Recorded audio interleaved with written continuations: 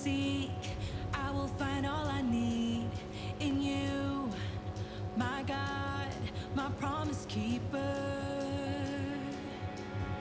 You say, be still and just believe, to know your word is all I need. It's you, my God, my promise keeper. In the waiting, faith is rising, what you say you do. In the tension, hope's overflowing, we will see you move. In you, it's a yes and amen. In you, we receive a yes and amen. Your promise will come like the rain.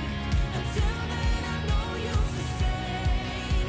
You're faithful again and again. In you, it's a yes and amen. A yes and amen. You say, be still and just believe, to know your word is all we need. It's you, our God, our promise keeper. In the waiting, faith is rising, what you say you do.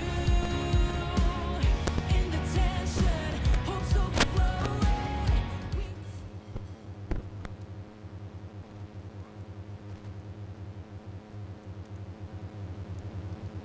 Once an empty canvas, brought to life, built by beliefs and foundations, an expectation of beauty and form. But not all is for everyone to see. The discipline, the repetition, the strokes, the overflow. In the end, only for him to see. Rhythms of Grace. Good morning, everyone.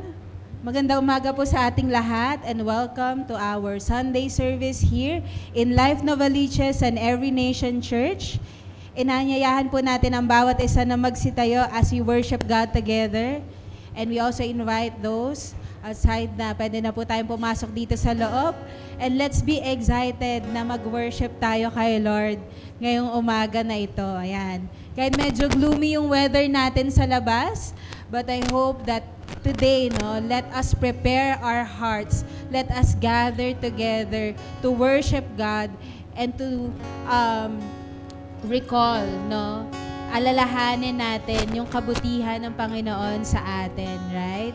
And today, as we sing songs to the Lord, as we worship Him together, let me read from Psalm chapter 145, verse 13, and we can read this together. Your kingdom is an everlasting kingdom, and your dominion endures throughout all generations. The Lord is faithful in all His words and kind in all His works. So dito sa verse na binasa natin, dinedeclare nito na yung kingdom ni God, yung paghahari ni God, it's everlasting. Ibig sabihin, hindi nagwawakas yung paghahari, yung pag-rule ni God. He's not like earthly leaders or rulers who rise and fall to leadership. Yung reign ng ating Panginoon, it's unshakable. Right? And as we come to worship Him, we are standing before the King of Kings. We are standing before the King of all creation. We are standing before our God whose authority and power never fade. At sinabi dito that your dominion, yung dominion or yung paghahari ni God, it endures throughout all generations. Na ibig sabihin nito that He was faithful in the past, He is faithful today, and He will be faithful in all future generations. So we come before God, not just because of what He has done, but we come before God for who He is, yung unchanging character ng Panginoon natin, that He is the same yesterday, today, and forever. His loving kindness, His goodness never changes for all of us. And so with that truth, no, we can rise up and we can give our best worship to the Lord. We can give thanks to Him. Na Lord, whatever circumstances may life bring to all of us, nagpapasalamat kami sa iyo, God, because you continue to be good to us. You continue to be faithful to us. You are indeed a promise keeper. If people fails their promises, but God never fails His promises to all of us. And so today, as we worship God, can we lift up our hands as a sign of our surrender, as a sign of our worship to Him? Lord, we just want to thank you for today. Thank you, Lord, that you brought us here all together, Panginoon, ng ligtas, God, na maayos kaming nakarating dito, Panginoon. Salamat, God, because it's you, Lord, who woke us up this morning, Panginoon, giving us breath, giving us, Lord, another day to live, Lord, a life, God, to live for you, for your purpose, Panginoon. And Lord, as we come today, Panginoon, alam namin, Lord, bawat isa sa amin, marami din kaming mga dalahin, Lord, marami kaming mga iniisip, Panginoon. And Lord, just today, Lord, Panginoon, Lord, we wanna, Lord, lay down, Panginoon. We wanna lay down all our worries, all our burdens, all our anxieties to you, Panginoon. Na Lord, in you, God, we can find rest. In your presence, God, we can experience fullness of joy, God. Maraming salamat, Panginoon. Because, Lord, you are a good God to us. And that, Lord, it's true that you are the King of all creation. And yet, God, you are a very personal God to all of us. You know our needs. You know, Lord, our wants. You know, God, our strength. And you know, Lord, our weaknesses, Panginoon. But, Lord, we are just, Lord, here today, Panginoon, humbly coming down before you, Panginoon, and we acknowledge, God, that apart from you, we are nothing. Apart from you, God, we can do nothing, Panginoon. Kaya today, Panginoon, Lord, gusto namin, Lord, na lumapit sa'yo with our hearts full of gratitude, with our hearts full of humility, Lord, and surrendering, Panginoon, sa Panginoon namin na hindi nagbabago. Our God who is good, our God who is faithful, our God who is the same yesterday, today, and forever. So Lord, I pray that let your praises rise in the midst of us, Panginoon, that all your people, Lord, from every generation, from every background, Panginoon, na lahat kami, Panginoon, ay aawit ng papuri at pasasalamat sa iyo, Panginoon, dahil walang hanggan ang kabutihan mo sa aming lahat, Panginoon. Maraming salamat, God. We give glory and honor due to your name. This we pray in the mighty name of Jesus. Everybody say, amen and amen. Let's worship God together. We praise to God this morning. Come on.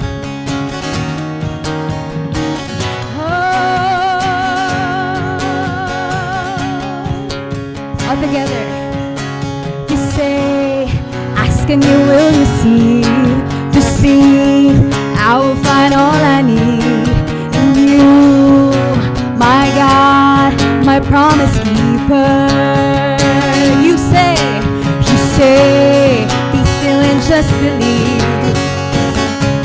Your word is all we need. It's you, my God, my promise keeper. In the waiting, faith is rising. What you say you do.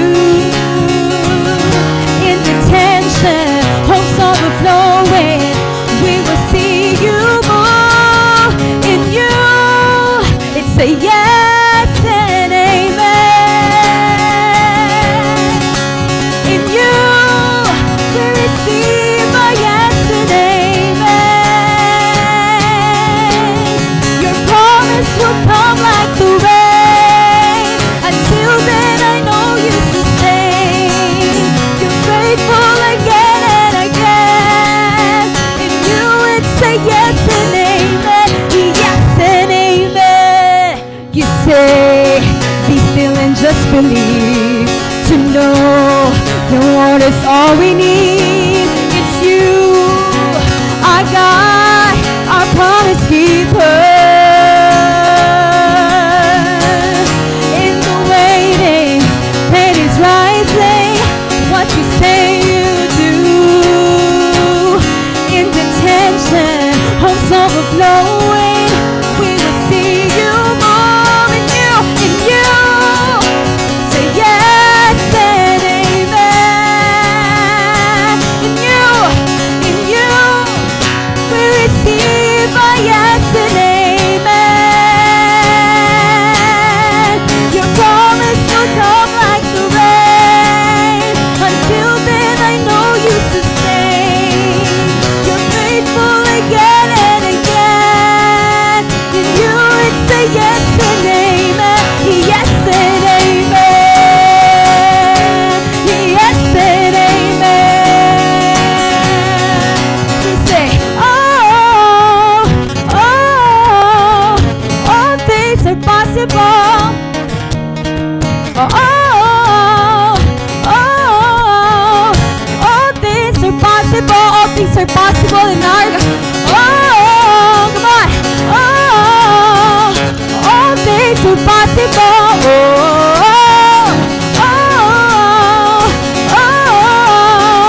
All things are possible.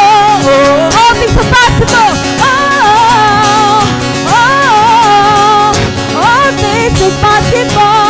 In Jesus' name. All things are possible. In you, it's a yes and amen. In you, we receive your promise. Your promise will come like the rain. Until then, I know you sustain. You're faithful again and again. In you, it's a yes and amen. All things are possible. All things are possible.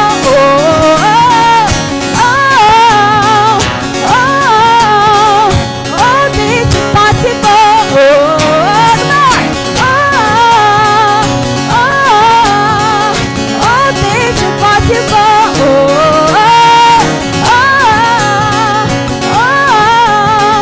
All things are possible. Yes and amen. Yes and amen.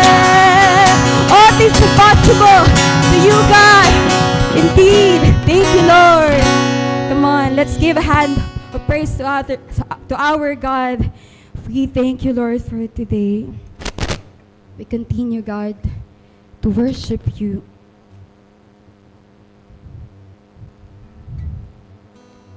Thank you, Lord, for giving us an identity, Lord, that we are your children, that we are your sons and daughters, Panginoon, that when we call upon your name, you're not just our God, but you're Abba Father, Lord, that whenever, like a little child, Panginoon, that when he or she asks to his or her father, Lord, ikaw, God, you're not hesitant, Panginoon, to help us, Lord, to give, Panginoon, what we really need. Thank you, Lord, kasi before we ask, you already know kung ano po yung kailangan namin, God. Salamat, Lord. Kasi, God, hindi na lang kami nananalangin, Panginoon, na on our own. But thank you, God, for changing the desires of our hearts and putting the desires of you, God, in our hearts, Lord. We thank you, God. Lord, lagi mo po kaming samahan, Lord. Hayaan mo kaming manatili sa iyong lilim, Panginoon. Ang iyong presensya lamang, Lord, ang tunay na makapagbigay sa amin ng kapahingahan.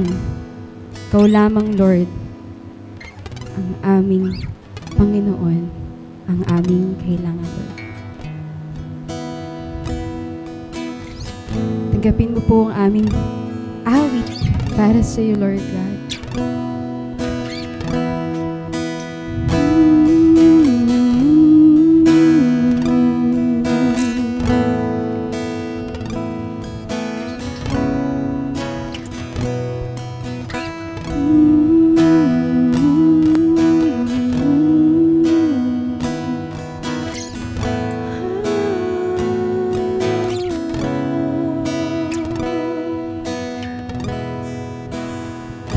Panginoon, ang nais ko'y kagandahan mo ay pagmasdan, ang pag-ibig mo sa aking tugon, kailan may di pababayaan sa iyo lamang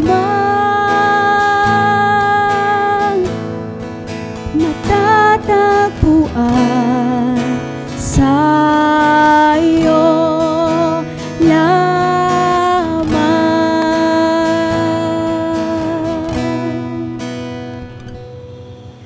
Mananatili sa iyong lilim at sasambahin ka sa dakong lihim. Mananatili sa iyong lilim nang masumpungan ka sa dakong lihim.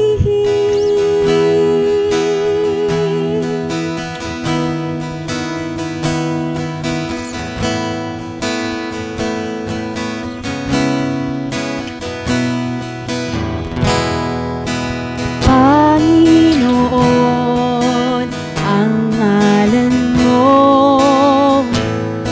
ay kalinga at sandigan ko, di magbabago. Pangako mo, salita mo'y panghahawakan sa iyo lamang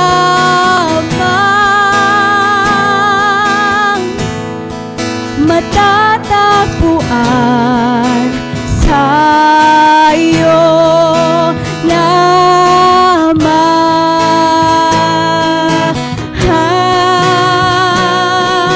Mananatili sa iyong lilim at sasambahin ka sa dakong lihim. Mananatili sa iyong lilim nang masumpungan ka sa dakong lihim. Mananatili sa iyong lilim at sasambahin ka sa dakong lihim. Mananatili sa iyong lilim nang masumpungan ka sa dakong lihim.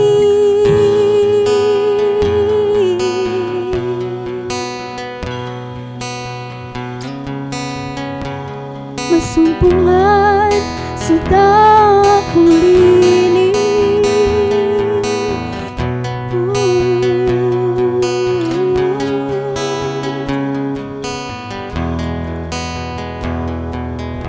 Ang pagpuri ko ay tanging sa'yo, sa'yo lamang iniaalay,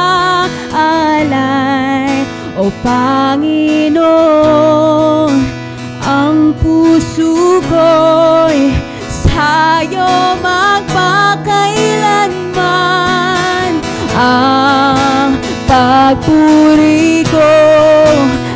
tanging sa'yo, sa'yo lamang inialay, O Panginoon, ang puso ko'y sa'yo magpakailanman. Ang pagpuri ko ay tanging sa'yo, sa'yo lamang iniaalay, O Panginoon, ang puso ko'y sa'yo magpakailanman. Mananatili sa iyong lilim at sasambahin ka sa dakong lihim. Mananatili sa iyong lilim nang masumpungan ka sa dakong lihim. Mananatili sa iyong lilim nang sa dakong lihim. Mananatili sa iyong lilim nang masumpungan ka sa dakong lihim. Mananatili sa iyong lilim at sasambahin ka sa dakong lihim. Mananatili sa iyong lilim nang masumpungan ka sa dakong lihim.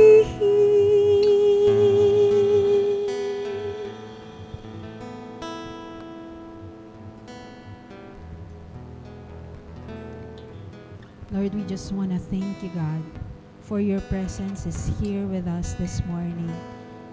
Lord, you said in your word, seek me and you will find me when you seek me with all your heart. And so today, God, we want to seek your face. We want to seek your heart, Lord. And there, Lord, we will find you. We will find you, Panginoon. And Lord, just like a father who is delighted in the presence of his children, may we be, God, as your children, be delighted as well in your presence, Lord. Thank you, Lord, for your peace and comfort that rules our hearts this morning. Thank you, God. This we pray in Jesus' name. Amen and amen. As we continue to worship God, we will worship Him through giving. It says in Philippians chapter 4, verse 19, "And my God will meet all your needs according to the riches of His glory in Christ Jesus." While itong verse na to, no, this is often quoted as a promise of provision ni God. But this is actually closely tied to generosity and to giving. Na si Paul, Apostle Paul, when he wrote this letter to the Philippians after they had generously supported his ministry, even yung ibang churches, they did not support him. Yung naging giving nung Philippian church was their act of faith and partnership in the gospel. In his letter, Paul assures them that just as they provided for his needs, it's God who would in turn supply all their needs. Hindi lang yung mga material na pangangailangan nila, but also their spiritual and emotional needs. So this highlights a principle in the Bible that when believers give generously, trusting in God, He responds with provision. Tulad nga ng sabi ni Jesus, give and it will be given to you. So, this verse na binasa natin, this is not just a promise of financial blessing sa atin ni God, but it is a call to a lifestyle of generosity. Tinuturuan tayo nito that when we give selflessly for the sake of the gospel, we can trust sa abundant provision ng ating Panginoon. Hindi sa human sources natin, Right? Kasi yung sarili nating sources, no? Mauubos din yon, right? But, everything that we have comes from God. Sabi nga dun sa word, but according to His riches. It's always according to God's riches in His glory. And so today, may that be the posture of our heart as we give back to God. Na Lord, it is You who will supply every need of ours. And that is according to Your riches.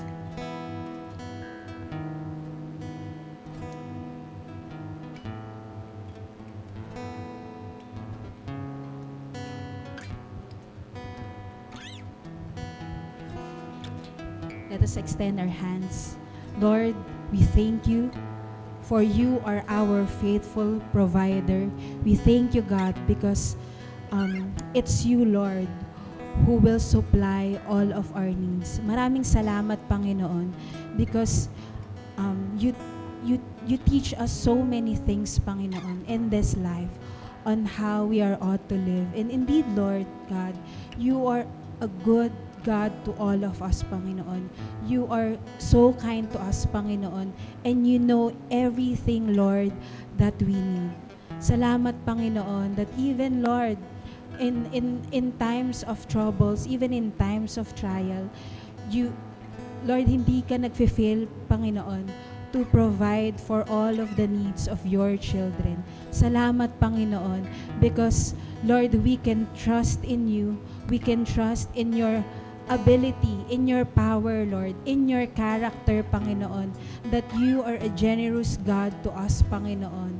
Na, Lord, as a Father, God, You never fail to give good gifts to Your children, Panginoon. Kaya, Lord, dalangin namin, Lord, that as You continue to teach us, Lord, may, Lord, may You continue, God, to teach our hearts, God. And may, Lord, we answer the call to live a lifestyle, Lord, of generosity towards You, God, and towards the preaching of Your gospel, Lord. Na kami, Panginoon, even us, Lord, we are recipient of Your good news, Panginoon. If not for the people, Lord, na ginamit Mo upang kami, Lord, ay marinig namin yung salita Mo, Panginoon, na maranasan namin yung eternal life na pinagkaloob Mo sa amin. Maranasan namin, Lord, yung life to the full, life that is abundant, Panginoon.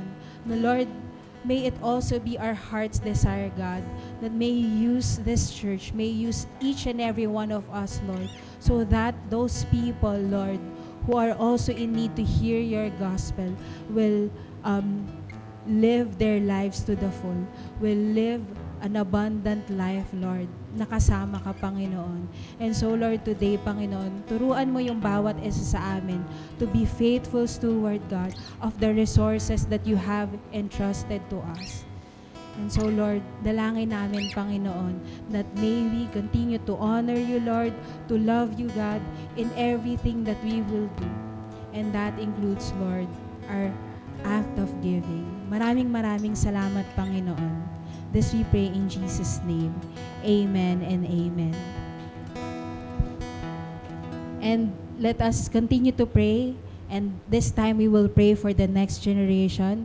Kung may katabi tayo na mga kids, ayan, pwede nating ilay yung hands sa kanila and let's pray for them.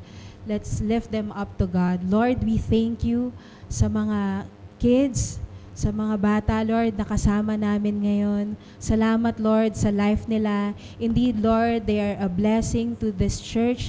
They are a blessing to their families, Panginoon. Thank You, God, for gifting their family with these wonderful children, Panginoon, that You have showered them, Lord, with so much gift, Lord, so much love, Lord. Salamat, Panginoon, dahil, Lord, it is also according to Your riches, Lord, and ability, Lord, that they are being provided for sa lahat ng mga pangangailangan nila, Panginoon. And Lord, yung first and foremost need nila ay Ikaw. Kaya Lord, dalangin namin, Panginoon, na kami Lord bilang church, God, bilang parents, bilang guardians, Lord, may we be channels of your love, Lord, sa mga kabataan na to, Panginoon. That, Lord, even as young as they are, Lord, they will experience your love abundantly, Panginoon, through your people. And so, Lord, we pray, Lord, as a church, that they will continue to grow in your word. They will continue to grow in your ways. They will also learn how to love you, God. They will learn how to love people, Lord. And dalangin namin, Panginoon, that even, Lord, yung mga pinagpipray ng mga parents or guardians nila sa kanila, Panginoon, that, Lord, they will grow, Lord, na they will fulfill, God, yung purpose mo para sa buhay nila. Salamat din, Lord, for our kids' church, for teaching them, Lord, to love your word, teaching them to love this next generation, Panginoon. At dalangin namin, Lord, na yung mga teachers namin, Lord, that they will train up these children, Lord, to your word, God. Maraming salamat, Lord. Continue to bless this church, Lord, ng mga susunod pa na generation na magmamahal sa iyo, Panginoon.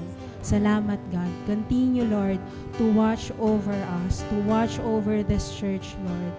Thank you, Lord, as we pray in Jesus' name. Amen and amen. Let's worship God.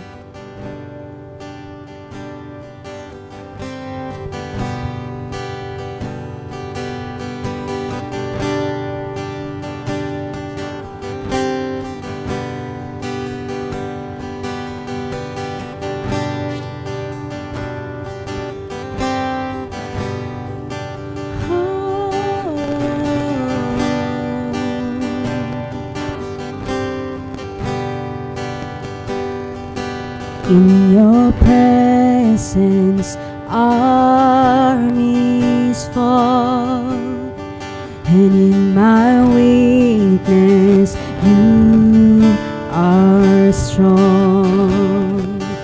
In darkness, you go before. I will not fear when you call me out. Lord, you command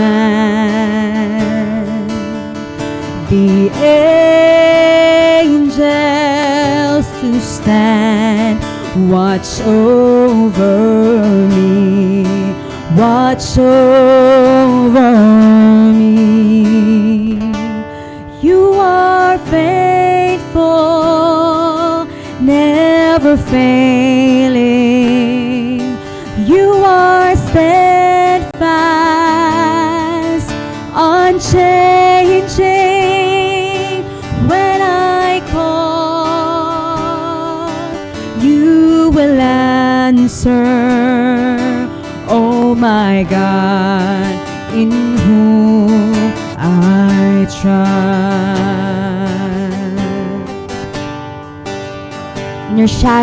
In your shadow, I am brave, unafraid in your dwelling place. In the face of my enemies,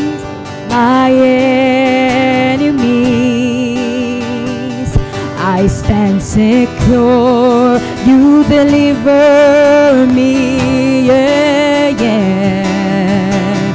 Lord, you command the angels to stand, watch over me, watch over me. You are faithful, never failing. You are steadfast, yes God, unchanging. When I fall, you will answer. Oh my God, in whom I trust. Oh,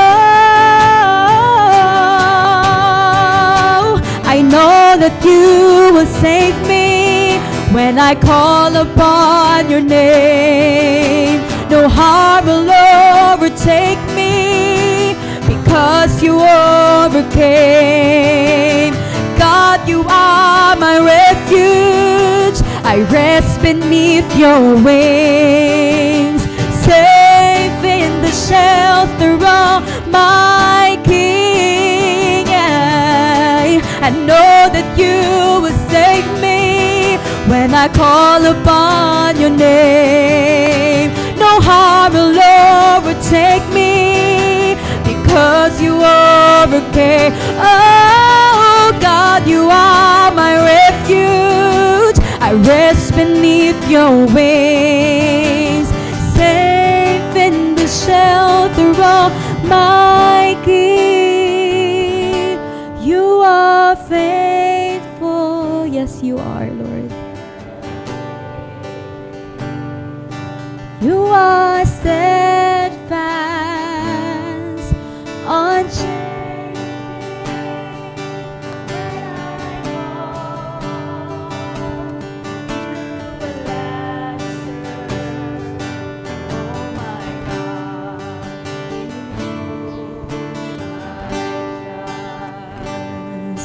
When I call, you will answer. Oh my God, in whom I trust. Oh my God, in whom I trust.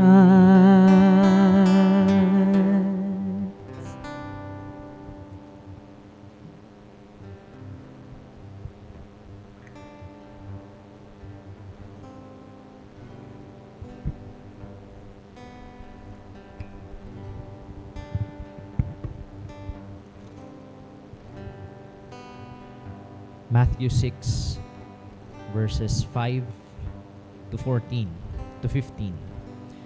And when you pray, you must not be like the hypocrites, for they love to stand and pray in the synagogues and at the street corners, that they may be seen by others. Truly I say to you, they have received their reward. But when you pray, go into your room and shut the door and pray to your Father who is in secret, and your Father who sees in secret will reward you. And when you pray, do not heap up empty phrases as the Gentiles do, for they think that they will be heard for their many words. Do not be like them, for your Father knows what you need before you ask Him. Pray then like this: Our Father in heaven, hallowed be your name. Your kingdom come, your will be done, on earth as it is in heaven. Give us this day our daily bread, and forgive us on our debts, as we also have forgiven our debtors. And lead us not into temptation, but deliver us from evil. For if you forgive others their trespasses, your heavenly Father will also forgive you. But if you do not forgive others their trespasses, neither will your Father forgive your trespasses. Let us pray. Heavenly Father, we thank you for this moment, this time of the day, this morning, Lord, where we gathered as a church to seek you, to seek your will, and to receive your word. Lord, we just want to say, we thank you for your word. Your word is our light, the light to our path. In the midst of confused world today, Lord, marami pong salamat dahil kasama ka namin at you give us direction in our lives. Today, Lord, pinagpipray namin, Lord, that as we receive your word, your revelation of who you are, your character, and your will in our lives, we pray, Lord, that you also give us the grace to live it out. Make it our lifestyle. Lord, in whatever level of faith we are into, we are all your sons and daughters. And you want us to grow in your grace. In In Jesus' name, amen. You may now take your seats.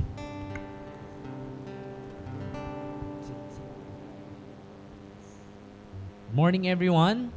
Magandang umaga sa ating lahat. Welcome to our 10 a.m. service. Can you greet the person seated next to you? And say, good morning. Yan, good morning. Yon,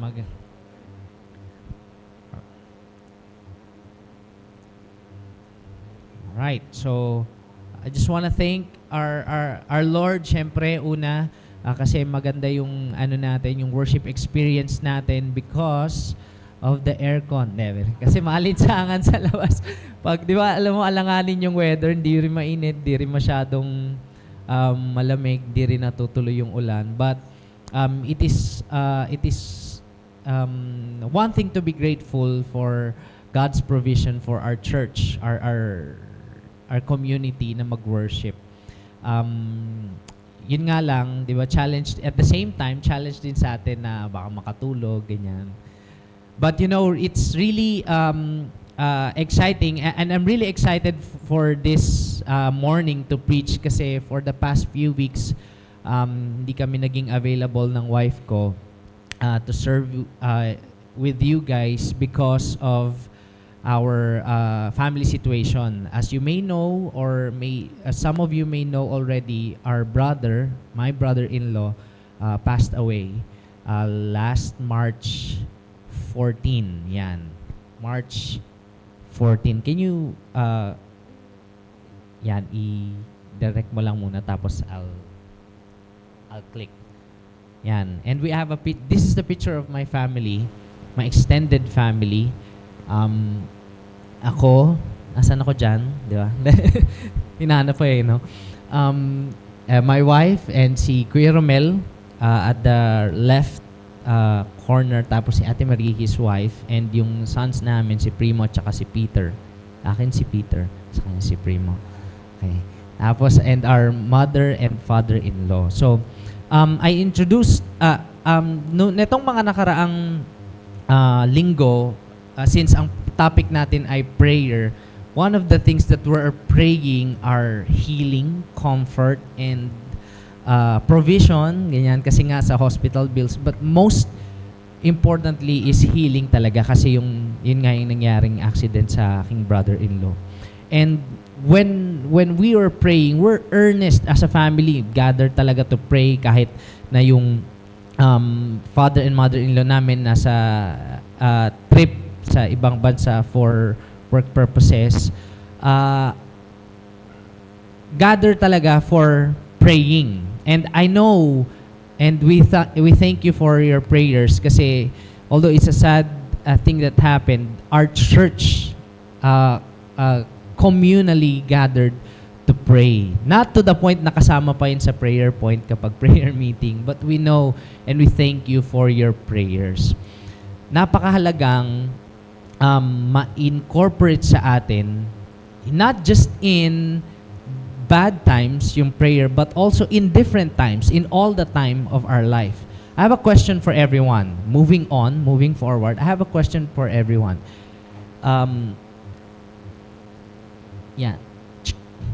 Do you pray? Ilan sa inyo dito you pray? You pray kapag, kakain na. Sige, pray na tayo. Okay. How many of you here you pray kapag babiyahe? Sana Lord, maka-discount ngayon. Kahit di ko dala yung ID ko, ganon.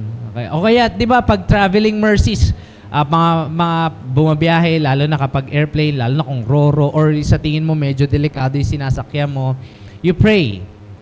Ilan naman sa inyo, sa mga young pro natin, you pray when you experience or you prayed already when you are about to go to a job interview. Sana hindi English. Hindi. O kaya matanggap, di ba? Or provision. Maraming times, we pray because we need to pray. Di ba? We have something, we need something from God, and we pray to God. And yun yung isang pag-uusapan natin ngayon in part of the second week of our series, Rhythms of Grace, because prayer, although ang prayer ay lifestyle, pag-uusapan natin dito yung discipline ng prayer. Kasi sabi ni Jesus, and when you pray. Medyo may pagka, when you pray, yung occasional part. Kasi yung prayer natin, nagpe-pray talaga tayo as lifestyle. Pero yung discipline ng prayer talks about the times when we pray. Okay? Rhythm as part of Rhythms of Grace. Bago tayo magpunta sa prayer, Rhythms of Grace,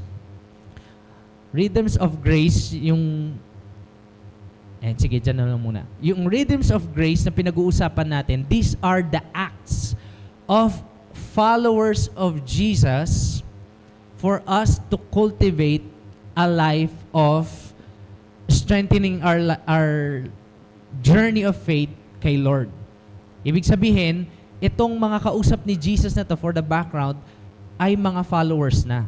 Remember last week, Jesus taught them when they give, when the disciples give, not for, when they give to the needy, not for, para brag, but to inspire. Hindi, not to brag, but to inspire. Hindi ganon. But they want, Jesus was teaching them to get the heart of the action of giving to the needy. Hindi lang basta-basta magbigay, but really to give for the glory of God, not for the approval or yung palakpak ng tao. In the same way, yung same audience, tinuturuan ni Jesus yung mga disciples about praying. So the context of this text is these people are already following Jesus. Kaya siya Rhythms of Grace or Habits of Grace, it helps us strengthen our lives, the followers of Jesus, in the grace of God. Picture it as this. Ilan po sa inyo meron kayong ina-idol na hindi idolatry, yung gusto nyo, celebrity o sikat na tao, prominent na tao. Ayan. Yung success, yung biglang sumakses. Yung yung prominent, talagang gusto nyong ginagaya nyo yung pananamit niya, yung lifestyle niya. One example is one person na I really admire at saka talagang halos ginagaya ko siya pagdating sa sports is si Kobe Bryant. Pag nasa laro na si Kobe Bryant, pag yun tumira ng fadeaway shot, tapos nakaganon pa yung paa, sure ball. O siguro sa mga sa napapanahon naman, di ba? si Stephen Curry. Pag yun tumira ng 3 points, sure ball. Minsan, gusto natin, or yung mga nag-idolize kay Stephen Curry, gusto natin, ang galing niya talaga, gusto ko makuha yung galing na yun. Or for some ladies, hindi naman, siguro yung mga nagmo-model, gusto kong makita yung, ma-achieve, yan. Yung pormahan na yun, yung body, na yun, pang model, ganyan. But we tend to neglect sometimes the disciplines behind that achievement. Ang gusto lang natin yung on the spot na image. Pero nakakaligtaan or hindi natin pinipili madalas yung discipline, paano nila na-achieve yun. For some players na magaling mag 3 points, they shoot 500 at least 3 points a day. Grabe, 500. Anong ginagawa nyo sa buhay? Di ba yung kumakain? Ganun. So that's the discipline. And it's the same way with how much we want to become a mature Christian. Kunwari, meron tayong ina-idol sa New Testament na character that follows Jesus like Peter, Paul, ganyan. Gusto ko maging ganun din yung faith ko. Do we know the discipline they've gone through? Do we know the early Christians, how they fight for their faith, how they pray, how they give to the needy even though wala na sila? So, the Rhythms of Grace helps us not to save us, not for salvation, but to help us grow in the grace of God. Clear ba tayo doon? So, etong Rhythms of Grace, hindi siya para ma-save tayo kasi assuming that we're already followers of Jesus. All of us are followers of Jesus. So now let's dive into the prayer taught by the Lord Jesus. verse 5, bago niya sabihin talaga yung pattern, he checked the hearts of those who are following him for the motivation. Can you say that with me? Motivation.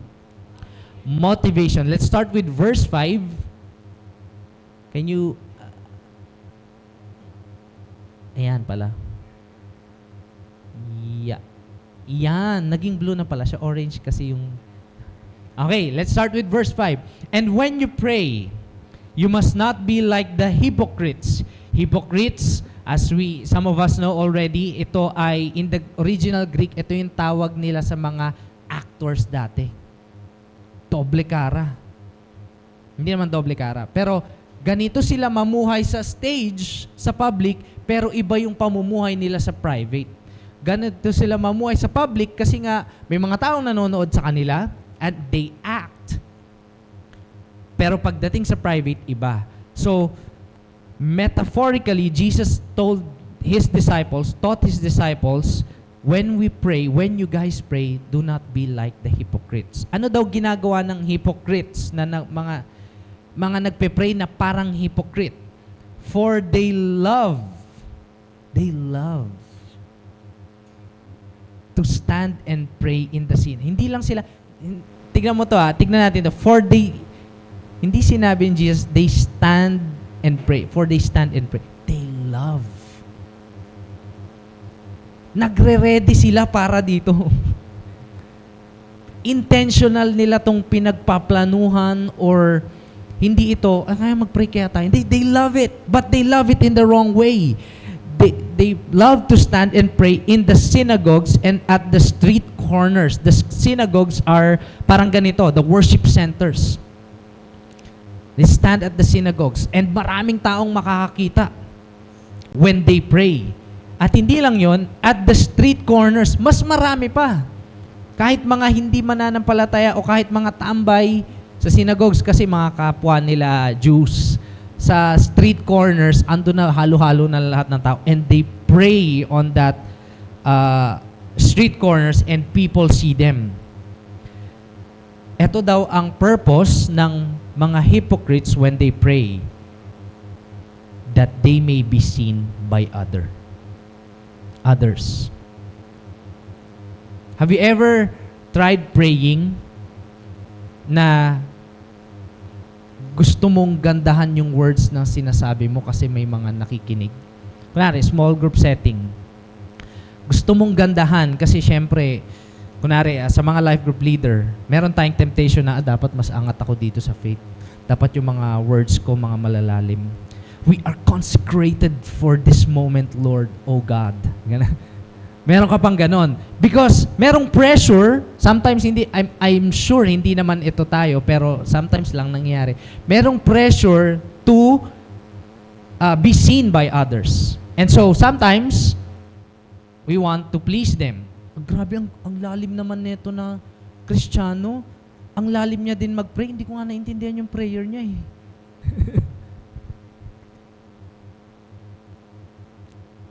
May be seen by others. And the first verse, Jesus taught them how not to pray. And the verse 6, the following verse, sabi ni Jesus, the following statement, truly I say to you, they have received their reward. Yung praise na ng tao, grabe, ang galing niya mag-pray. Yun na daw yung reward niya. Wala pa, hindi pa doon nakaabot sa yes, no, and yes and amen. Yes, no, or maybe, maybe, not yet. Hindi pa na-answer ni God, na-rewardan na sa earth.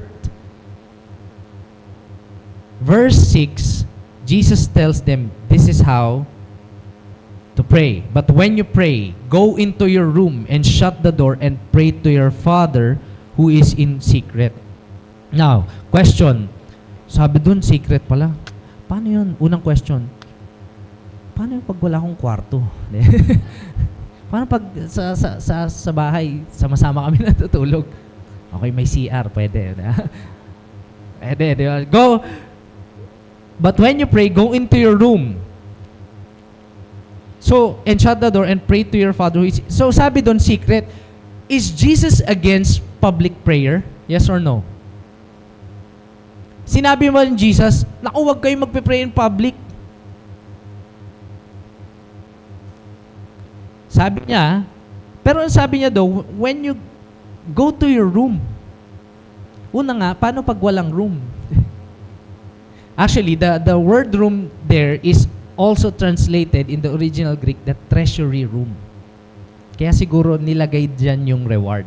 Kasama yung reward. Kasi when you pray, you also see to it that it is a reward. It has a reward. But Jesus is not against public prayer. Kasi ginagawa nila yon sa New Testament. Ginagawa din nila yon sa small group setting. Diba? Pag kunwari ay mga disciples siya, pag nagpapagaling ng may sakit, pagpe-pray nila yon, wait lang, pupunta muna ako sa room. Yeah. Hindi. They publicly pray. But what is Jesus trying to tell here to his disciples? Some theologians would say, it's the heart of it is humility. Humility kasi nga secret, hindi nakikita ng iba, hindi bragging, hindi rin inspiring, but really to humble down and pray, the attitude of prayer. But we can see here, sabi ni Jesus, pray to your Father who is in secret.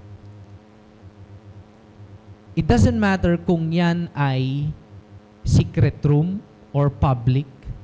What matters is, nandun ba si Father? Yung Father mo, na sa kanya ka nagpe-pray. Kasi yung iba, katulad ng hypocrites, they pray to be seen by others. Whether nandyan si Father God or not, basta their purpose is to be seen by others. Jesus tells the otherwise, Father who is in secret. The point here is, kahit nasa secret or nasa public, nasa private, nasa public, do you pray to the Father? Or do you pray to the audience? For the audience. Is your audience the people, others, or you have an audience of one? And that's God, who is your Father. And your Father who sees in secret will reward you. Ito na yung sinasabi ko na kaya siguro meron dyang nakalagay na reward kasi yung treasury room, yung tinutukoy na room. But let's dive deeper kasi hindi lang hypocrites yung pinagkumpara ni Jesus. Meron pa sa verse 7.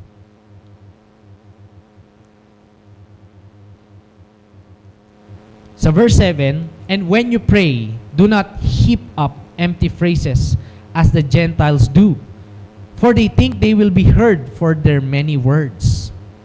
So Gentiles naman. Kanina, hypocrites, tapos ngayon, Gentiles.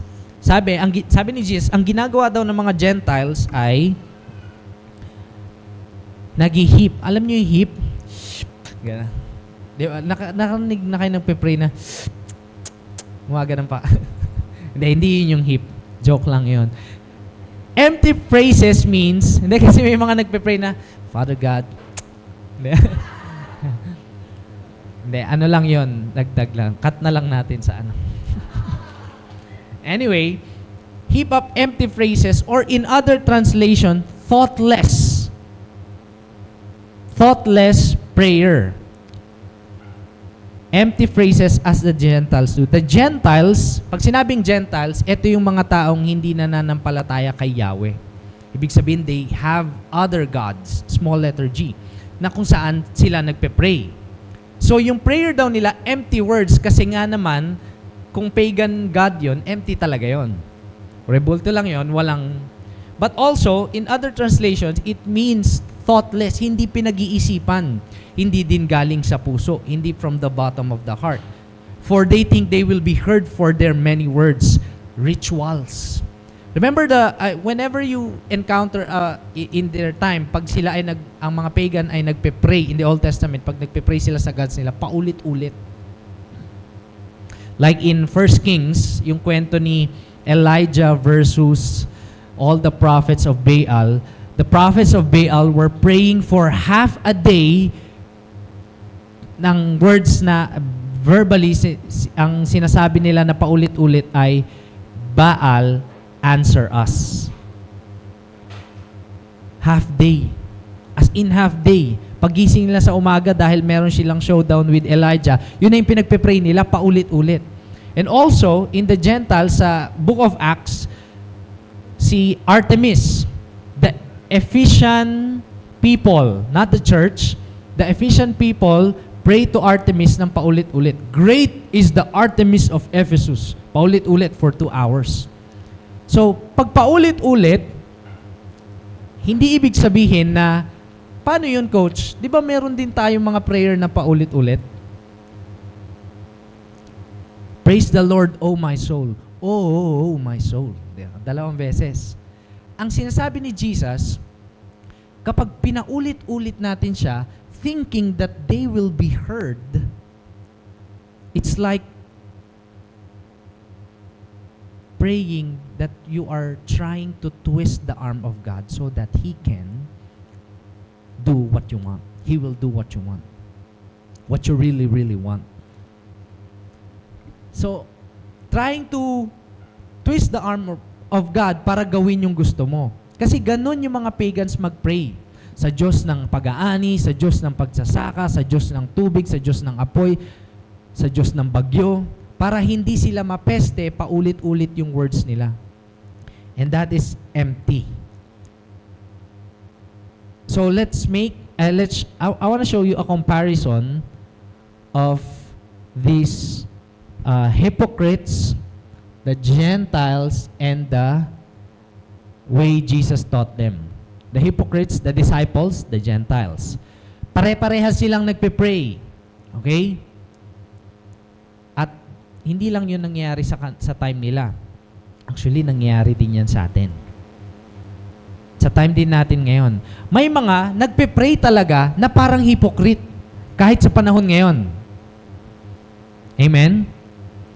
Na ang gaganda talaga ng, ang hahaba pa, ang tatagal pa. Pero, to be seen by others.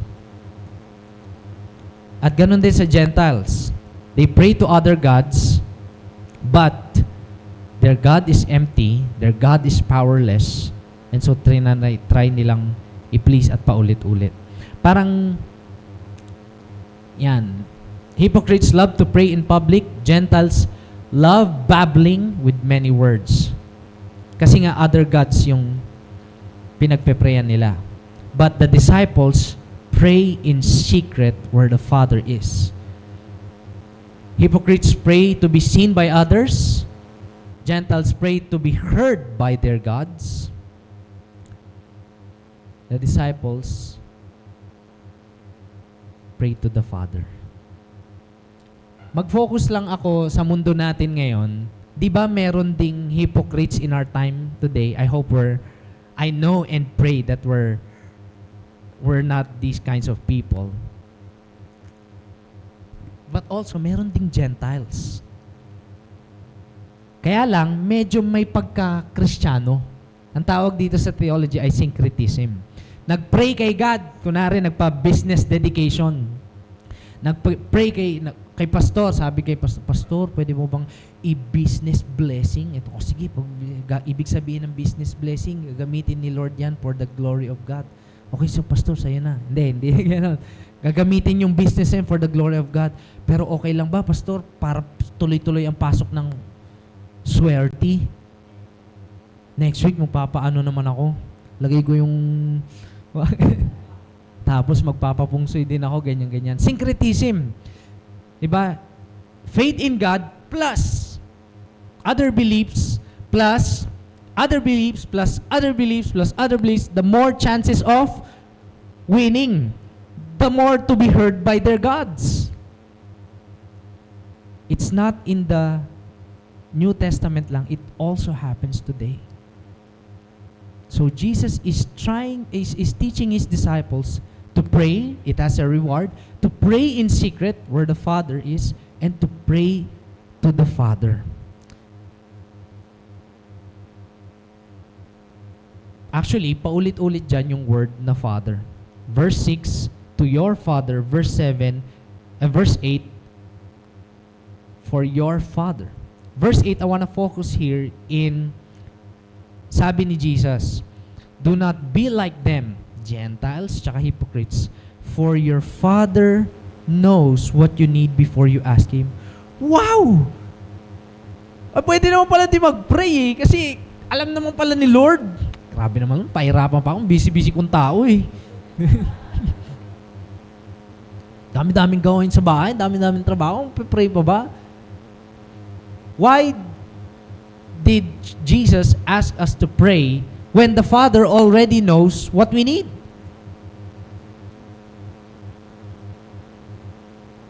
Make sense? Sayang kasi yung oras. Pang Netflix ko na yun, o kaya pang gala na yun. Diba? Imagine mo na lang. Babiyahe ka. Siyempre, gusto ni Father God na mapa-safe ka at makapunta ka sa paroroonan mo. At alam yun ni Father God at gusto niya yun para sa buhay mo. Bakit mo pa kailangang hingin? Bakit mo pa kailangan, paglabas mo ng pinto, pray na tayo as a family. Bakit pa kailangan yun? Di ba gusto naman yun ni God sa atin? Ba't pa kailangan hingin? Have you ever thought of that? Alam na ni Lord yun. Ito naman si Lord. Para namang, alam mo na yun, di ba? Jesus was reiterating our relationship with God, our Father. There is essential thing na nawawala pag hindi tayo nakikipag-usap sa ating tatay. Anybody here merong tatay? Well, hindi lahat meron. Pero mamaya makikita natin gaano ka-importante yung sinabi ni Jesus to pray to our Father. But focusing on why would we ask if God already knew? Si Peter and my son Peter, he learned the word banana kamakailan lang. Dati, nana, ganun. Banana. Ngayon, kapag after namin kumain, pinapakain talaga namin siya ng banana. Tinatanong ko muna siya, tinatanong muna namin siya, do you want banana? Do you want banana? Kasi umiyak siya eh. Pag hindi niya inutter yung words na yon, sa tingin nyo, ibibigay ko pa rin? Pag hindi niya sinabing banana, ganon, bibigay ko pa rin? Ibibigay ko pa rin kasi dessert niya yun eh. Hindi, kasi kailangan niya yun eh. Potassium yun eh, pampatibay ng ano ba yung potassium? Tuhod, ganyan. So, kailangan niya, ibibigay ko pa rin yun. Pero pag hiningi niya from his mouth at sinabi niya yung words na banana, iba yun. Iba yung pagbigay ko nun, dahan-dahan kong babalatan, ipapakita ko pa sa kanya. Kasi merong joy and relationship na nabubuo kapag nag-uusap kami. Do you want banana? Banana. Hey, here's your banana. Pero pag, do you want banana? O, kain na. Halika dito, kain na. Same pa rin, pero iba kapag nag-uusap. Iba kapag siya mismo yung humingi. In the same way, when we pray to God and ask for the things that we need, this is His will. According to Ephesians, it is His will to give to us the kingdom of God. It is His will. Kagustuhan niya na maibigay sa atin yung pangangailangan din natin.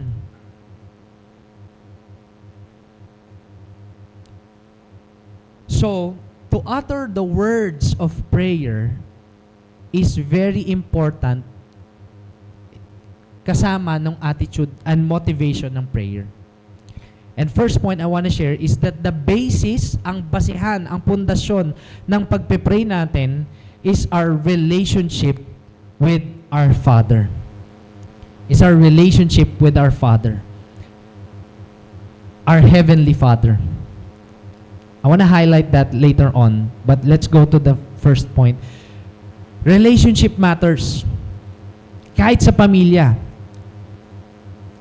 Kahit sa, di ba kapag meron kang ka-relationship, communication is the key. Communication is very important. Sa mga mag-asawa, communication is very important. Hindi mo sinasabi na na-offend ka pala nang sinabi ng nag-joke yung asawa mo in front of many people. Kinimkim mo yun. Tapos naulit na yun, kinimkim mo ulit, tapos naulit-ulit. Tapos di mo sinasabi hanggang sa naipon. Sumabog ka ngayon kasi hindi mo kinommunicate. In the same way, ganun din sa mga anak, sa mga magulang nila. Communication is the key. In every relationship, there has to be communication. Ilan sa inyo dito, meron kayong friend dito sa church? Nag-uusap ba kayo?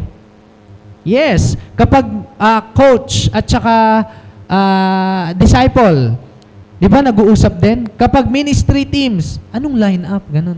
Kahit nga yung mga music team dito, napapansin ko sila, nagko-communicate sila ng ganun eh. Meron pa rin communication. Chorus na daw, ganun. Meron pa rin communication. Saan lang tayo walang communication? Ilan sa inyo na-try nyo na magkaroon ng kaaway dito? Did you communicate?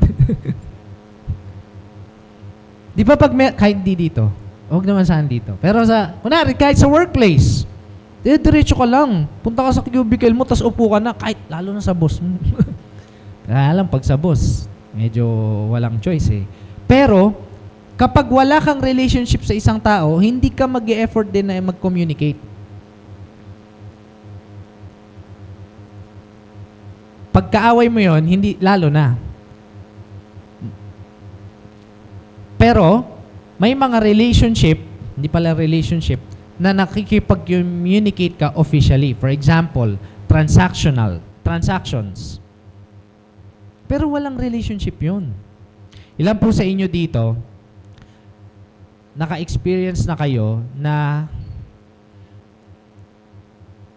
singilin ng credit company? Sa tingin nyo, tatawagan ka nun kasi may relationship kayo. Hi friend, kamusta ka na? Ay, grabe talaga yung nakita ko sa Facebook mo, ganito. Kamusta ka na? Grabe, ang hirap ng pinagdaanan mo. Hindi, kamusta? Pwede. Pero diretso yung singil. Kasi may transaction, pero hindi relationship. May communication, pero hindi relationship. In every relationship, it is essential. The communication is essential. Lalong-lalo na sa ating Father. But, here's the game changer. He's not just our Father on earth. Some of us today might not be, parang hindi masyadong pasok sa akin yan kasi parang either wala na yung father ko or hindi ko makita yung father ko, parang ayaw niya sa amin or ganun. Eh kasi yung world na ginagalawan natin ngayon, hindi perfect yung mga dads. Hindi perfect yung mga fathers. That's why, continuing to the next verse, all of us can relate to this when Jesus taught them how to pray. Sabi ni Jesus, pray then like this, Our Father in heaven. Not on earth anymore. Because our Father is in, even though our earthly Father is not present, our earthly Father is absent, our earthly Father is not perfect, violent, or basta hindi siya perfect, our Heavenly Father is perfect. Our Heavenly Father is perfect. Jesus said, pray then like this, Our Father in heaven, hallowed be your name. Or in other translation, holy be your name. Let your name be revered and feared or treated as holy. Notice na sinabi ni Jesus, pray then like this. It's a pattern. Hindi niya sinabi na ito lang ang pipipray nyo, wala nang iba. Pag kayo nagpray ng iba, impyerno kayong lahat. Pray then like this. Jesus gave us a pattern. Our Father in heaven, holy be your name. Your kingdom come, your will be done. I want to pause on that a little bit. and emphasized when Jesus taught his disciples to see God, the creator of the heavens and the earth, Yahweh, as Father. No one, before Jesus mentioned this, no one in the whole Israel history nag-treat kay Yahweh or God, the creator of the universe, as Father. Siya lang. In fact, this is one of the reasons why he was accused of blasphemy. Kasi walang nagtatrato kay Yahweh na Father. Hello, close kayo. But Father, our Father. And interestingly, sinabi ni Jesus na hindi niya sinabi, my Father. My Father in heaven. Tayo lang talaga. Wala yung mga yan. Disciple, tagasunod ko lang yan. Our Father. It is an invitation to His followers in the same way na meron silang relationship kay God, the Father, si God the Son at God the Father, may relationship. The relationship is also available to the disciples, to every believer. That is why Jesus did not just model a prayer, He also gave us the access, the direct access to the Father. Hindi lang siya nagbigay ng pattern. Para magawa natin yung pattern yun, He gave up His life. He sacrificed His life. His death and resurrection gave way for all who will believe in Him to directly pray, talk, communicate to the God of the universe and treat that God as in a relational term, Father. Sabi ni, I want to quote this quote from an author, J.I. Packer, in his book, Knowing God. He says, for everything that Christ taught, everything that makes the New Testament new and better than the Old, everything that is distinctively Christian as opposed to merely Jewish, is summed up in the knowledge of the fatherhood of God. Father is the Christian name for God. Ibig sabihin, you may know all these rituals and traditions, lahat ng gagawin mong good works para dito sa, whether ikabida mo or ikagrow ng pananampalataya mo, kung hindi mo nakikita si God as Father, then you might check your spirituality, your faith. If you continue to make disciples, evangelize, and do everything, and serve here on church, but you don't treat God as Father, then maybe you miss the whole point. Father is the Christian name for God. You may know all these books, all this knowledge, alam mo lahat ng knowledge and theology, ganyan-ganyan, but if you don't treat God as your Father in heaven, you miss the whole point of Christianity. Father is our relationship. Father and Son is our relationship with God. Verse 10, your kingdom come, your will be done. It's another pattern. Jesus is saying, kasi kadalasan pag nagpe-pray tayo, yung request agad natin, Lord, kailangan ko talaga na ito sa ngayon eh. Pag di mo talaga to binigay itong trabaho na to, tatampo talaga ako sa'yo. Hindi na muna ako magpapakita sa church mga 2 months. Lord, pag di mo binigay itong paano na lang kami, Lord? Di ba? Isipin mo naman kami, Lord. Request ka agad, request. Lord, pag sana pagyamanin mo kami kasi nahirapan na kami sa buhay, bigyan mo naman kami ng extra income. Lord, sana mapatawad na ako ni ganito kasi liit-liit na bagay lang naman nun.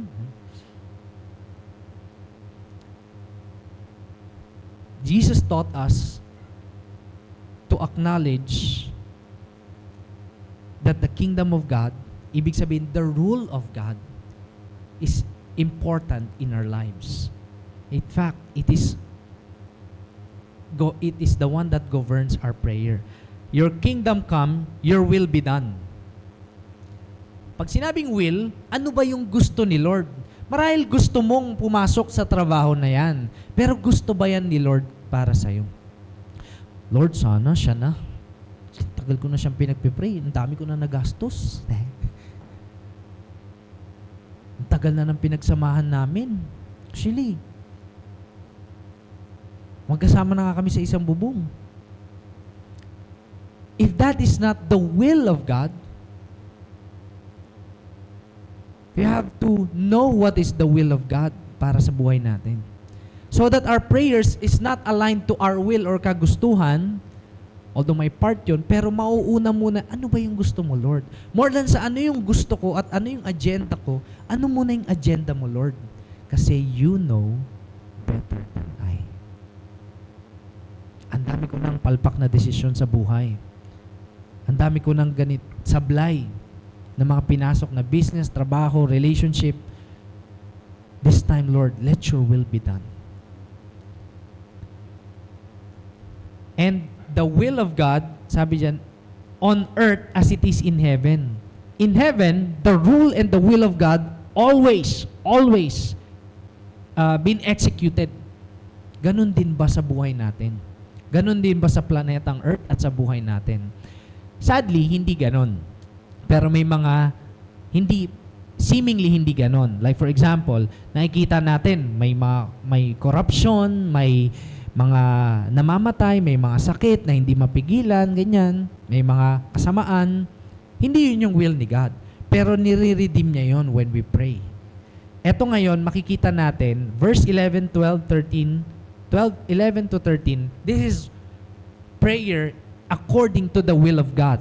Let me share this to you. Give us this day our daily bread. Is God's will to provide for His sons and daughters? Yes, will for provision. Gusto ba ni Lord na meron tayong provision? Yes, so we pray for it. Kala ko ba alam na ni Lord yung pangailangan? Remember the relationship, the joy of the uttering words. Pangalawa, forgive us our debts or our sins, and we also have forgiven those who sin against us or our debtors. Is the will of God to restore relationships. Gusto ba ni God na nagkakaaway-away tayo? Gusto ba ni Lord na may kaaway ka araw-araw? Kung paglabas mo, takot na takot ka lumabas kasi baka ambahan ka. Sa tingin mo, sa mga meron ng nakaalitan, ano ba yung feeling na meron kang kaaway? Hindi ko kasi alam. Di ba ang hirap kumilos.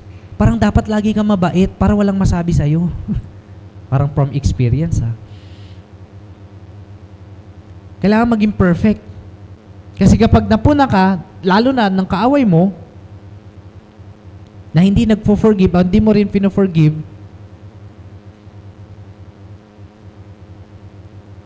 hindi ka pa nasistress sa trabaho, nasistress ka pa lang sa katrabaho. Doon pa lang.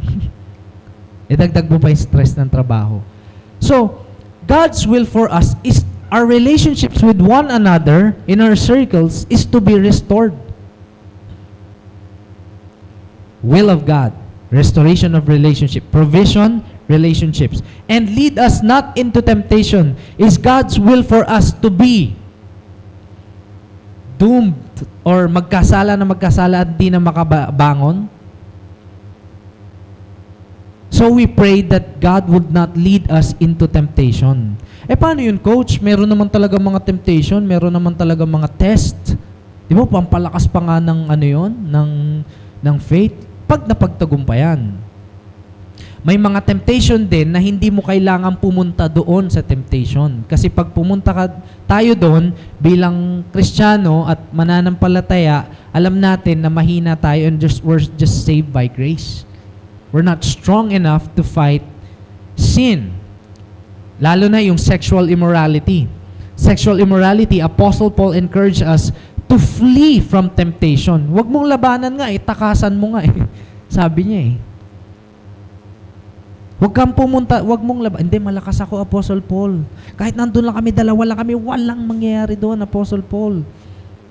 Apostle Paul encourages us to flee from temptation.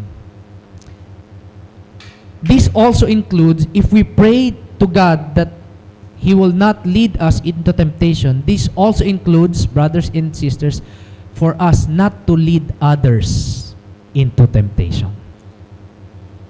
Wag naman sana na tayo pa yung nang titempt, tapos nagpe-pray tayo na, Lord, sana wag mo kaming sa temptation.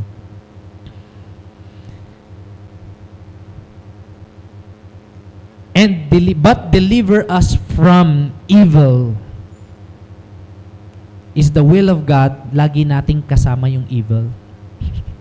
Na yung evil, hindi na tayo nilulubayan. Best friend na tayo ng evil. Actually, sobrang tropa mo yung evil. Ako nagagawa ng sin, mag-day off ka muna, evil.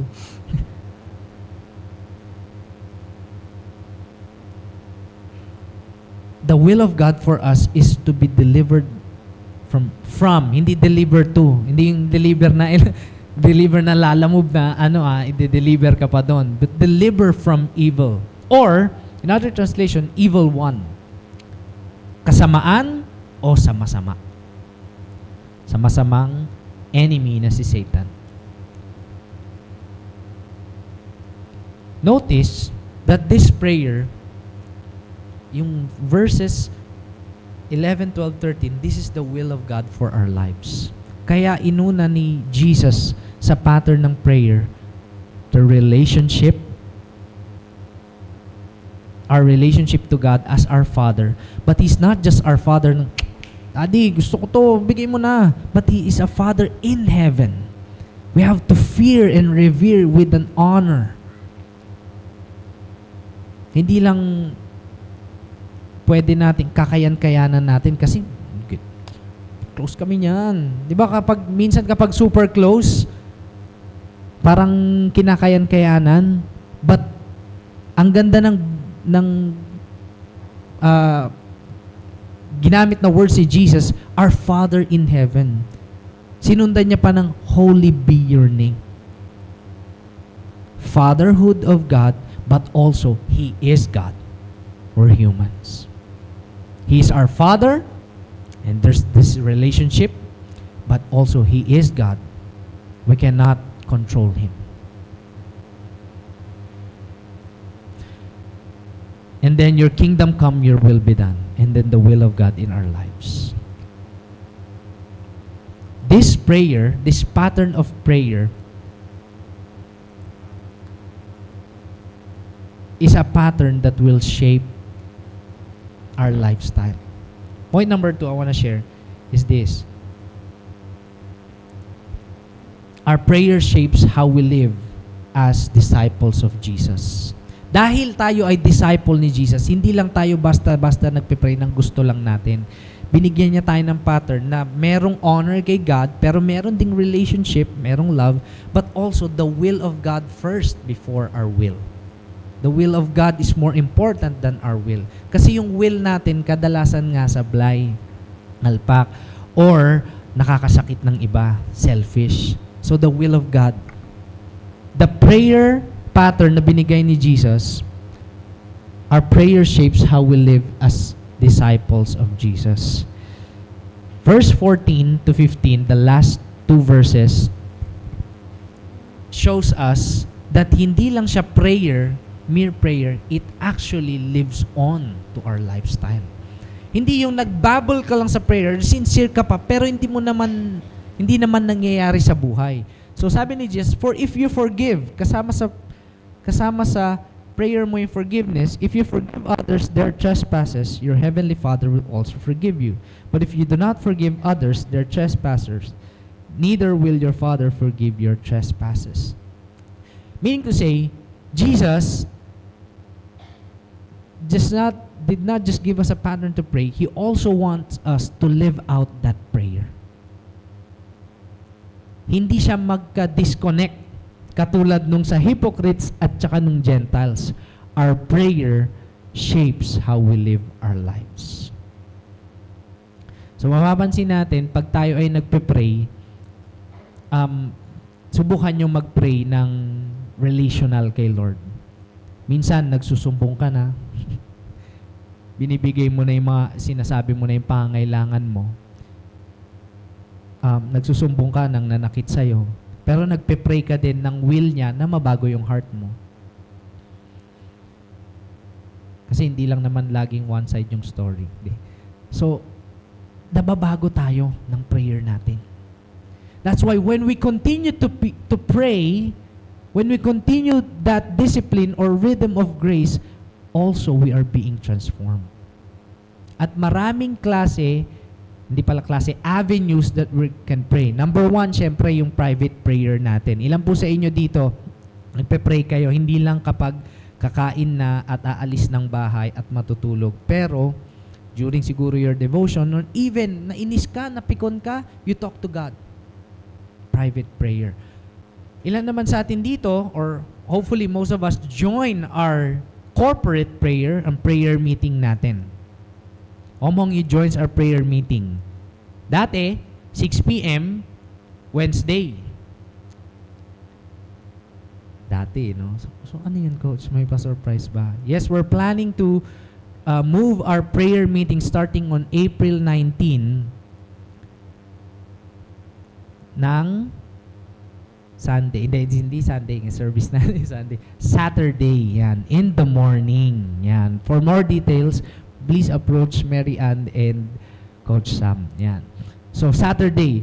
That is for us to practice the habit of prayer, a lifestyle of prayer. Pero again, hindi lang para so that others would see. Grabe, pupunta yung crush ko to sa prayer meeting. Punta ako doon, pray talaga ako, to be seen by him or her. But to pray to the Father. Especially nowadays, marami tayong pinagpe-pray as a church and even as individual. As a church, we're praying to our move. When we move to our Fairview Terraces worship services location. Or campus outreach, mga nire-reach out natin ng campuses at mga communities. Will ba yun ni God na ma-reach out natin yung mga campus at saka mga communities? Yes, so we pray for it. Will kaya yun ni God na pag lumipat tayo ng mas malaking venue, mas maraming tao yung new people groups yung ma-add sa kingdom ni God? Oh yes, that's the will of God. So we pray, we continually pray.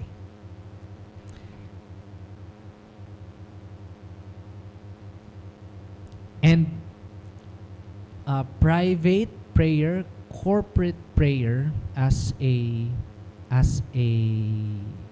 church, and also prayer na, well, sa next pa yun, pero kasama yung prayer and fasting. Next week we're gonna talk about the fasting, but praying and fasting, the combo of it. But for now, prayer and private prayer and corporate prayer. As we navigate as we live life bilang mga tagasunod ni Jesus, followers, here is the truth that Jesus was trying to tell his disciples when they pray. It is to our Father in heaven that we pray. Hindi tayo nagpe-pray na sa Diyos-Diyosan na parang walang sagot o hanggang bubong lang, o pag sumagot parang either punishment lang or swerte. Hindi rin tayo nagpe-pray dahil gusto nating makita lang ng mga tao. Kasi pag yun lang yung reward natin. But it is actually a cultivating act of our relationship with our Father. In the end, sabi ko nga kanina, Jesus did not just model a prayer for his disciples to relate to God. He gave the access of it. Dati kasi, nung in the Old Testament, when they pray sa synagogue, sa mga street corners, talagang show. At talagang walang relationship. Diyos ka, tao kami, baka parusahan mo kami. Diyos ka, tao kami, malayo kami sa'yo. It's as if God is lives in far away and cannot relate to humans. But because Jesus, God the Son, became man, for us to be connected to the Father, we can now have direct access to God. Imagine this with me. Ano ba yung pinagpe-pray mo araw-araw? Ano ba yung pangangailangan mo araw-araw? Provision ba yan? Kagalingan ba yan? Pagpapatawad ba yan? Restoration ba yan ng relationship? Does our Father in heaven care? Meron ba siyang care? We know that He cares because we know that He answers. Because kung yung kaisa-isa niyang anak binigay niya bilang sagot sa humanity, ano pa yung hindi niya kayang ibigay? Madamot ba si Lord? Kung yung kaisa-isa niyang anak, pinakamahalaga, pinakamalaki, pinakaimportante, pinakamahalagang bagay sa buhay niya, hindi nga bagay, binigay niya para sa ating lahat. Ano pa yung kaya niya, hindi niya kayang ibigay para sa atin? So, as we live life with these rhythms of grace, I know and believe that whenever we pray individually and whenever we pray together, I hope that you would join, the grace of God will continuously overflow in us.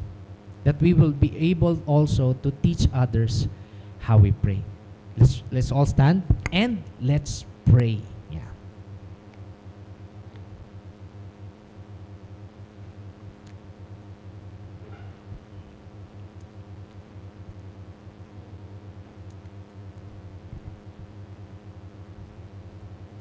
Ilan po sa inyo dito, meron kayong personal na pinagpe-pray? Sige, taas yung kamay. Hindi ko alam pero si Lord alam niya. Either yan ay kagalingan or yan ay provision para sa pinagpe-pray nyo ngayong taon na ma-achieve o ma-acquire o matupad. Or either meron kayong pinagpe-pray na tao, hindi lang sa relationship, but kunwari, pinagpe-pray nyo siya na makakilala siya kay Lord. O kaya pinagpe-pray nyo siya na gumaling siya. Hindi lang, remember that hindi lang tayo nagpe-pray para sa sarili natin. Nagpe-pray din tayo para sa ibang tao. And sabi ng James, sa the book of James, the prayer of a righteous man is powerful and effective.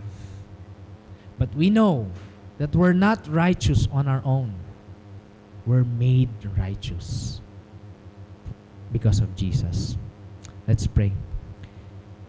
Heavenly Father, we thank you for your word that has been preached today. Lord, we thank you because you care for our lives. You see every detail, every routine, every day that we're doing, every day, everything that we're facing, you see it. And Lord, now that we know that our basis of our prayer is our relationship with you, I pray, Lord God, na increase mo po ngayon yung faith namin sa'yo. Increase, would you at this time increase, O Lord, our faith in you to believe you and trust you that you can and that you know better than we do. Forgive us, Lord, if there are times na meron kaming pinagpipray at paulit-ulit, ilang buwan na, ilang taon na, pero hindi pala yun yung will mo sa amin. Forgive us for not knowing you. And sometimes kami pa yung nagtatampo kasi hindi mo naibigay. But you know better than we do. Lord, today, we will pray with an attitude of surrender. Today, and from now on, we pray for your will to be done on earth and in our lives as it is in heaven. No longer that we will pray for our own selfish gain, but we will pray for your kingdom come, your rule upon our lives. We pray to become like Christ. Transform us, O Lord, so that our prayer will be no longer selfish, but for your glory and for other people as well. Not to be seen by them, but to glorify our Father. not to twist your arm, but to submit to your will because you know better. Lord, today we surrender our will. It is not our agenda, it is your agenda. Ang kagustuhan mo po ang manguna sa buhay namin. Lord, pinagpipray din namin na kapag nalaman at na-receive na namin kung anong pinapagawa mo sa amin, bigyan mo din kami ng grace na mag-obey. Kahit na mahirap, kahit na walang naniniwala, or hindi naniniwala yung iba, Lord, kami naniniwala kami sa iyo. Lord, ilayo mo rin kami sa kasamaan. Ilayo mo kami sa mga taong mapapahamak kami. Ilayo mo rin kami sa mga temptation na nagpapahina ng faith namin, nagpapalayo sa amin sa iyo. Na may mga times di kami makarinig, di ka namin marinig. So hindi namin alam yung will mo sa buhay namin. Ilayo mo po kami sa temptation at kasalanan. Lord, pinagpipray din namin na patuloy ka pong mag-provide sa pangangailangan namin. Bawat isa sa amin dito, Lord, merong pangangailangang financial. Our finances, Lord God. Our everyday needs. Not just finances, Lord, but even for the provision for the coming days. Thank you, Lord, kasi yung binigay mo sa aming kind ng prayer is a prayer that trusts you every day. No matter, Lord, if we see the future or not, we want to say we trust you. We trust you with all our heart that what you're always doing is for our own good. But Lord, kung magkakaroon man po kami ng sobra, that's not just for us anymore, but for others. So that many people will come to know you, that you are God and you are our Father. Father, we love you. We trust you in our lives and even for our church. We thank you, Lord. We thank you, God. We bless your name, the Creator of heavens and the earth, who bring forth life, prosperity, and Christ-likeness in our lives. This we pray. In the mighty name of Jesus our Lord. Amen. Amen. Palakpakan natin si Lord. And now we're gonna worship God. And worship God knowing that He cares for us, knowing that He is our Father, knowing that He's our Lord. He's big. He's the Creator and of heavens and the earth. But He's also our Father. That He watch over us. And in Him, we are in good hands. Let's pray. Let's sing worship to God.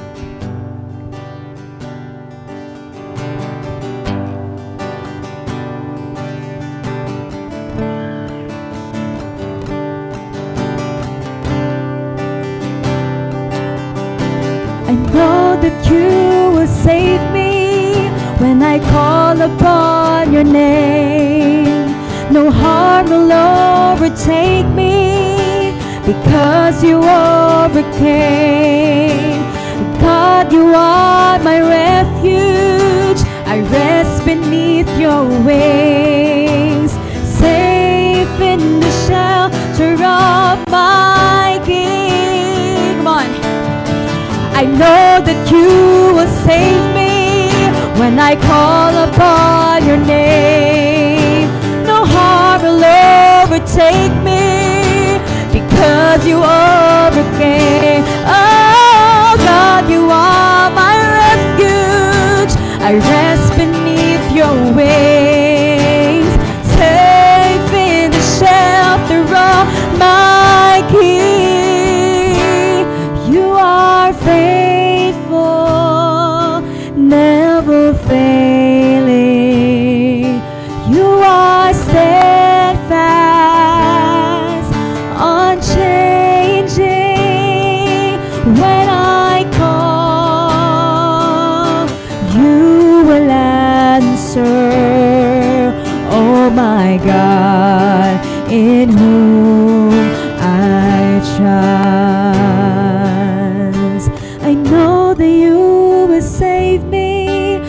when I call upon your name.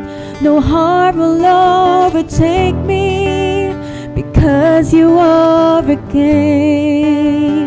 God, you are my refuge. I rest beneath your wings, safe in the shelter of my King. You are faithful, never failing. You are steadfast, unchanging. When I call, you will answer. Oh my God, in whom I trust.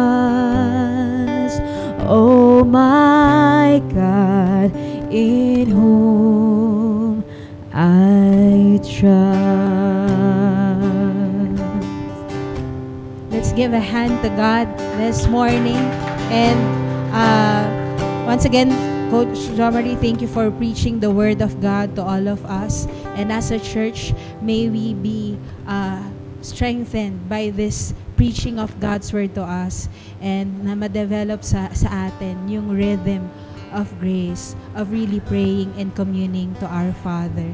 Let's pray together. Lord, we thank you for the word we received today. Thank you, Father, for you are so good to us, Panginoon. Salamat, Lord, for speaking to us, Lord, through your word this morning sa amin, Panginoon.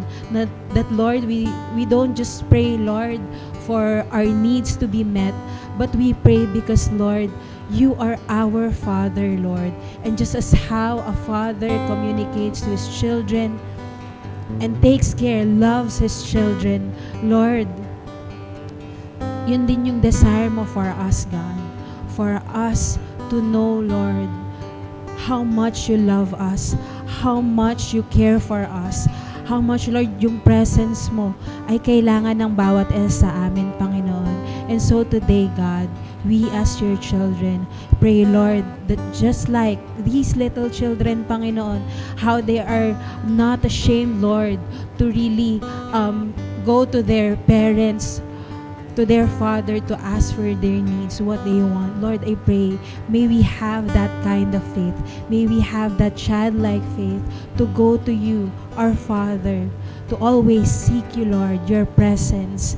And Lord, na magkaroon kami talaga ng mas malalim na relationship sa iyo, Panginoon. Maraming salamat, God. And Lord, I pray, Lord, na bawat isa sa amin, Lord, as a church, Lord, may we flow, Lord, into this rhythm of communing with our Father. This we pray in Jesus' name. Amen and amen. And that ends our second part of the series, Rhythms of Grace. And ingat po ang bawat po isa sa atin, and we hope to see you again next week sa third part ng series natin. But just before we go, just want to remind everyone again about our Race for Life na ongoing pa din yung registration. Yung race day natin would be on August 26, August 16 sa MOA ground. So, if you're not yet registered, pwede po tayo mag-scan ng QR code dun sa labas. I hope that as a church, we can also participate in this race to support yung mga scholars na pinapaaral ng ating Real Life Foundation, to train natin yung mga kabataan sa leadership, integrity, faith, and excellence. And once again, sa April 12 naman po yung Life Day natin. So remind po natin yung mga dinidisciple natin, journey natin na pwede na silang mag-register. Our registration natin is 300 pesos. You may approach Coach Jomari or si Queenie for further details about our Life Day. So thank you po, and have a blessed Sunday.